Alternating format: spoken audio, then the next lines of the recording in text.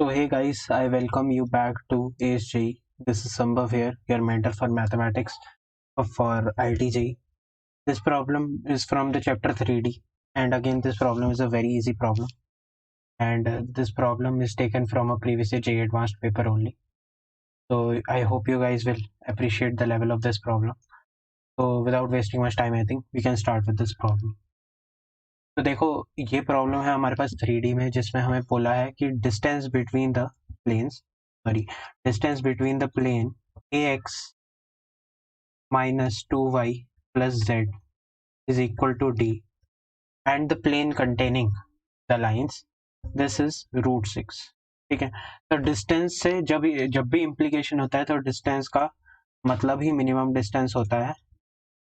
ठीक है, although we are not considering that, but आपको क्या क्या फील आना चाहिए. अगर लेट्स से कोई प्लेन है, let's say this is my plane, I denote a plane by pi. This is a standard notation. ठीक है, and you have another plane.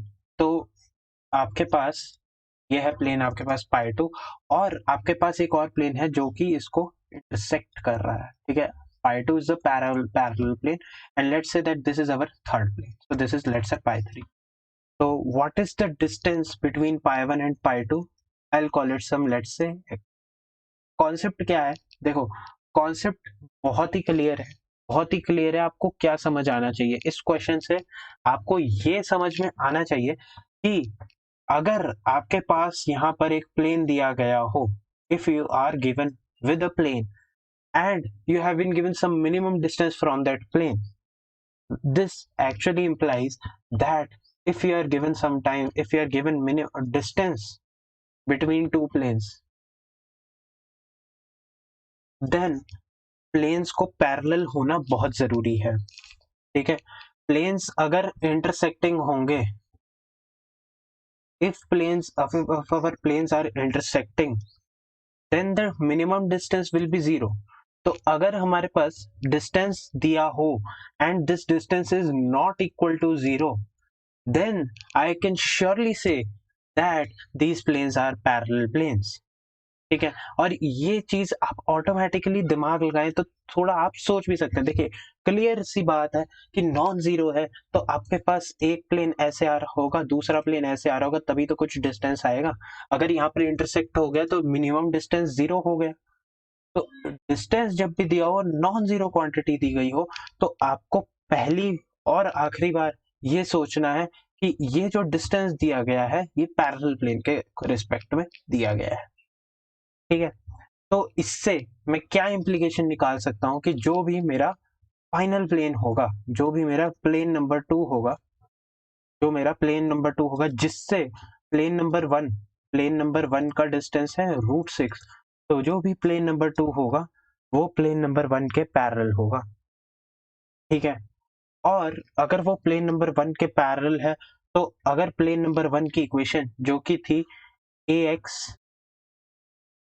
ax minus 2y plus z is equal to d, plane 1 की equation ये थी, तो आपको plane 2 की equation लिखने के लिए ज्यादा देर नहीं लगेगी. आप लिख सकते हैं ax minus 2y plus z minus plus d2, या minus is equal to d2 लिख सकते हैं. ठीक है, अच्छा, ये हमें पता था.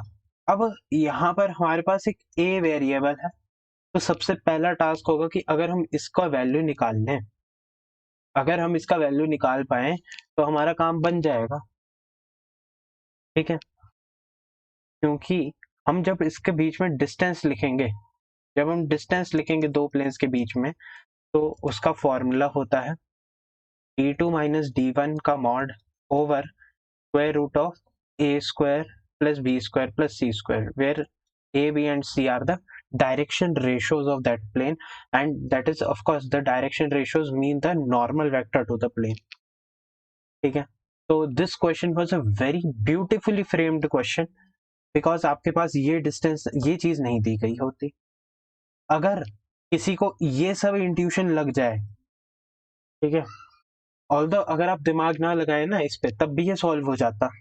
अगर आपको a का वैल्यू दिया जाए ना, अगर आपको a का वैल्यू दे दिया जाए, तो ये प्रॉब्लम बिल्कुल 5 से 7 सेकंड में किया जा सकता है, क्योंकि आपको बस एक फॉर्मूला लगाना है, ठीक है। पर इसने ए का वैल्यू ना देकर आपको एक दुविधा में डाल दिया कि जब आप फाइनल फॉर्मूला लिखेंगे वो होगा d2 minus d over a square plus b square plus c square, ठीक है। तो उसमें आपको ए स्क्वायर में ए का वैल्यू डालना पड़ेगा, बी स्क्वायर आपको मिलेगा +4 और सी स्क्वायर आपको मिलेगा 1, और इसका आप स्क्वायर रूट कर रहे हो। जब आप इतना सारा काम कर रहे हैं तो आपको ए का वैल्यू पता होना जरूरी है। तो उसने उस हिसाब से आपको इंफॉर्मेशन दी गई, आपको इंफॉर्मेशन दी है कि अगर हमारे पास ये वाली लाइन और ये वाली लाइन, ये दो लाइंस अगर हमारे पास प्लेन में हैं तो आप इसको निकाल सकते हैं। ओके, तो we will understand that how we can actually find. अब आपको ध्यान किस बात पे देना है कि जब भी आपके पास कभी भी when you are given two lines, जब भी आपके पास दो लाइंस दी गई हैं, let's say this is my line L1 and this is my line L2, जब भी आपके पास कोई दो लाइंस दी गई हैं या आपके पास नॉट नेसेसरीली इंटरसेक्टिंग लाइंस भी दी गई हों, ठीक है, तो these two lines will determine a unique plane passing through them, ठीक है। Non intersecting let's say parallel lines है, ठीक है, या इंटरसेक्टिंग लाइंस है, तो they will determine a unique plane. Okay, तो यहाँ पर आपको ये कॉन्सेप्ट होना चाहिए कि टू लाइंस जब भी आपको दी गई हो तो they will imply a unique plane,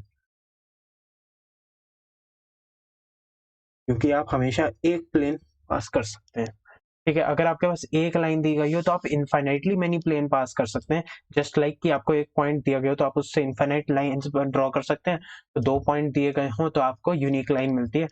similarly जब आपके पास एक लाइन है तो आप इनफाइनाइटली मेनी प्लेन्स ड्रॉ कर सकते हैं। अगर आप ऐसा करें कि थंब की डायरेक्शन में आप इस लाइन को रख दें तो आपका हैंड जिस भी ओरिएंटेशन में आ सकता है that will be a plane, ठीक है। तो अगर आप दो लाइंस ले लीजिए, ठीक है, दो लाइंस ले लें, लेट्स से आप दो थंब अपने आप दोनों थंब्स को अब आप कहीं ओरिएंट कर लें तो उस हिसाब से आपको एक ऐसा स्ट्रक्चर मिलेगा अपने आप से। अगर आप विजुअलाइज करने की कोशिश करेंगे तो that will definitely imply a unique plane, ठीक है। तो अब हमारे पास यहाँ पर होने वाला है यूनिक प्लेन। तो इससे हमें क्या शिक्षा मिलती है, इतनी सारी बात करने से हमें ये बात का पता चला कि जब हमें फाइनली यहाँ पर इस वाली लाइन और इस वाली लाइन से हम जब हम इन दोनों की लाइंस के डायरेक्शन रेशियोज का क्रॉस प्रोडक्ट करेंगे, क्योंकि ये दोनों प्लेन्स में हैं, ठीक है, तो जब आप इनके डायरेक्शन रेशियोज का क्रॉस प्रोडक्ट करेंगे, let's say this is direction ratio d1 and this is d2, so d1 cross d2 will be in the direction of this direction vector of the plane or the normal vector of the plane, ठीक है। ये कहाँ से आया है, ये intuition आना चाहिए आपके दिमाग में जब आप इसको कर रहे हैं। तो आपको क्या करना है, बस इन दोनों का क्रॉस प्रोडक्ट ले लेना है और उसको आपने कंपेयर कर देना है इससे a-2 1, आपको इसके बराबर कर देना है क्योंकि दोनों will yield the same vector at the end of the day, ठीक है। तो लेट्स ट्राई डूइंग दैट। तो हमारे पास यहाँ पर 2 3 4 है और 3 4 5 है, तो I will firstly move here, yes. तो हमारे पास एक वेक्टर है 2 3 4 और दूसरा वेक्टर है 3 4 5, ये लाइन से आया है, ठीक है। आपको बता देते हैं x minus x one by a is equal to y minus y one by b is equal to z minus z one by c. तो इसके हमारे पास इस लाइन का डायरेक्शन वेक्टर होता है ए बी सी, यानी कि x का, y का और z का। अब यहाँ ध्यान रखना कि इस फॉर्मेट में अगर यहाँ पर y1 माइनस वाई हो तो यहाँ पर b की जगह माइनस b आ जाता है। तो आपको इस फॉर्मेट को मेंटेन करना है कि variable minus a point that you know, variable minus a point that you know and variable minus a point that you know, ठीक है। तो अब हमें यहाँ पर ए बी सी यानी कि हमारे पास दो डायरेक्शन वेक्टर्स हैं, तो अब हम नॉर्मल वेक्टर के लिए लिख सकते हैं। तो हमारे पास नॉर्मल वेक्टर का जो भी डायरेक्शन होगा वही डायरेक्शन होगा हमारे पास प्लेन का।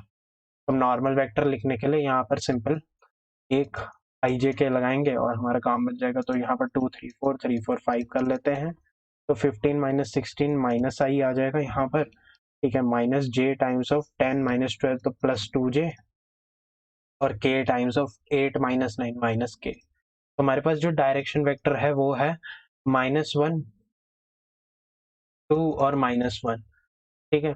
तो this direction vector is equivalent to this but in the opposite sense, so doesn't matter. ठीक है, हमें तो नॉर्मल वेक्टर है, तो हो सकता है ये नीचे वाला जो हमने निकाला ऊपर वाला नॉर्मल, आपको नीचे वाला नॉर्मल निकालना पड़ सकता है।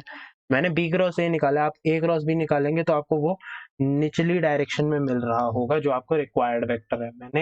मैंने बी क्रॉस ए निकाला है, ये देखिए ये बी है ये ए है। ठीक है, मैंने बी क्रॉस ए निकाला, आप ए क्रॉस बी निकालेंगे तो आपको एन मिल जाएगा।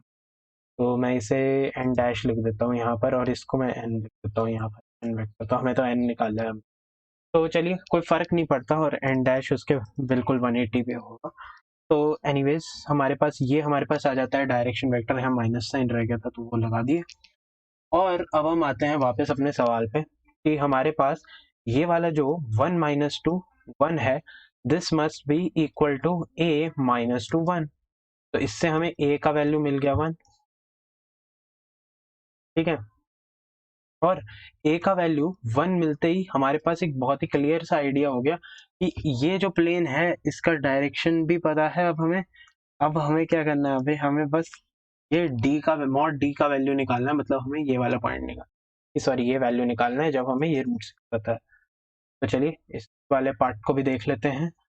अब हमारे पास क्या सिचुएशन बनती है, पहला सिनेरियो कि हमारा जो प्लेन 1 है, मैं प्लेन 1 के लिए क्लियरली लिख लेता हूँ कि हमारा प्लेन 1 का इक्वेशन आएगा x minus two y plus z is equal to d. ठीक है, और हमारा जो प्लेन 2 आएगा वो कुछ इसी तरीके का आएगा, x minus two y plus z is equal to d two. ठीक है, अब फायदा कहाँ से आएगा, अब आपको ये बात समझ आनी चाहिए कि जब आप ये सारा सिनेरियो कर रहे होंगे तो आपका जो पॉइंट है, आपके पास प्लेन में एक पॉइंट चाहिए होगा प्लेन को यूनिकली डिफाइन करने के लिए, क्योंकि आपके पास डायरेक्शन है, अब आपको उसका प्लेन में एक पॉइंट चाहिए। तो प्लेन में पॉइंट निकालने के लिए आप यहाँ से देख सकते हैं कि 1, 2, 3 अगर वो लाइन प्लेन में लाई करते हैं तो वो पॉइंट भी प्लेन में लाई करेगा, उस लाइन का हर पॉइंट प्लेन में लाई करेगा। तो बस वही लॉजिक लगा लिया कि 1, 2, 3 will lie in this plane. तो हम इसमें अब बस 1, 2, 3 को सब्सटीट्यूट करके देख लेते हैं। तो प्लेन 2 में D2 का वैल्यू निकालने के लिए हम लिख सकते हैं 1 minus twice of 2 plus 3 is equal to D2, क्योंकि 1 because 1, 2, 3 is in this plane 2। तो इससे हमें क्या इम्प्लीकेशन मिलता है, इससे हमें अगेन पता चल गया कि यहाँ पर 3 + 1 4 में से 4 गया 0, तो D2 का वैल्यू आ जाता है 0। अब हमें D2 पता है, अब हमें निकालना है D। तो distance between plane 1 and plane 2 is equal to square root of 6। So what is the distance between two planes? It is d1 minus d2 over square root of a square plus b square plus c square for two planes, two parallel planes, ax plus by plus cz plus d1 equal to 0 and ax plus by plus cz plus d2 equal to 0। या equal to आप d2 इधर भी रख सकते हैं, तो doesn't matter क्योंकि mod में ही है। तो our d2 is 0 and our d1 is what we have to calculate, that is d। And what is the value of square root of a square plus b square plus c square? So that is 1 square plus 2 square plus 1 square का square root, and this value is equal to square root of 6. So what is the final answer? So our final answer of mod d is equal to square root of 6 times of 4, 5 and 6. So square root of 6, that is equal to 6. So 6 was the correct answer to this problem. So this was what was our answer. So 6 must be the correct answer. So let us see, do we have, okay, so this was again our integer type of problem. So 6 was the correct answer. So this value will be equal to, so this is our answer. Okay, so that was all from my side for today. I hope you liked this video। और ये मतलब ठीक ठाक problem था, 3D से calculative है, थोड़ा सा समझने आना चाहिए। ठीक है, बहुत सारे लोग बताऊं क्या करते हैं, बस इधर से डायरेक्ट मैं आपको बता देता हूँ, लॉजिक नहीं लगाएंगे कि ये डिस्टेंस कैसे आ रहा है। मैंने ये डिस्टेंस का लॉजिक लगाया ना, ये लोग लगाते नहीं है, और उसकी वजह से बताऊं क्या दिक्कत होती है कि यहाँ पर आप इस वाली चीज में इतना खो जाते हैं, आपके पास 2 लाइन दी गई हैं, आप फटाफट उसको सॉल्व करना चाहेंगे रिगरसली विदाउट एनी थॉट। ठीक है, आप उसे सॉल्व कर रहे होंगे, लास्ट में आपको पता होगा कि आपको प्लेन की इक्वेशन तो पता होगी। अगर आप देखिए, अगर यहाँ पर ए ना दिया होता ना तो इस वाली चीज की जरूरत नहीं पड़ती आपको। अगर एक पॉइंट यहाँ से 2, 3, 4 ले लेते हैं, 1, 2, 3 ले लेते हैं, तो आपके बहुत सारे स्टेप्स बच जाते हैं। बट यहाँ पर आपको प्लेन में ए की वैल्यू नहीं दी थी, तो आपको थोड़ा सा पूरा कैलकुलेटिव करना पड़ा. So this was a great question in terms of the level of paper that was asked in 2010. IIT का प्रॉब्लम है ये भी, और मतलब ऐसा नहीं है, this problem is a very great problem in itself. और इतना सारा कैलकुलेटिव दिमाग लगाना प्रेशर में, एग्जाम के प्रेशर में, this thing is actually very tough. ठीक है, यहाँ पर घर बैठे आप या मैं कोई भी कह सकता है कि IIT is a very easy examination, although it is not, because I have also given. So that's all from my side for today. Have a great time everyone. Bye bye.